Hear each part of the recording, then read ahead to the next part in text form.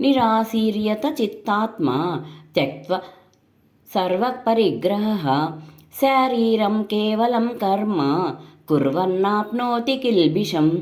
అంతఃకరణమును శరీరేంద్రియములను జయించినవాడు, సమస్త భోగ సామాగ్రిని పరిత్యజించినవాడు, ఆశారహితుడైన సాంఖ్యయోగి కేవలము శారీరక కర్మలను ఆచరించుచును పాపములను పొందడు.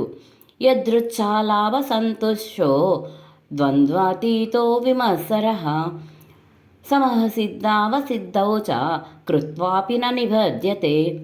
తాను కోరకుండగానే లభించిన పదార్థములతో అప్రయత్నముగా అమరిన లాభములతో సంతుష్టుడైన వాడు, అసూయ లేనివాడు, హర్ష శోకాది ద్వంద్వములకి అతీతుడు అయినవాడు సిద్ధి ఎందును అసిద్ధి ఎందును సమదృష్టి కలిగి ఉండును. అట్టి కర్మయోగి కర్మలను ఆచరించుచున్నను వాటి బంధములలో చిక్కుపడడు.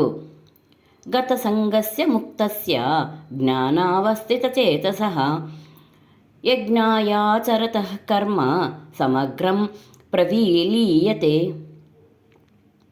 ఏలనన ఆసక్తి, దేహాభిమానము, మమకారము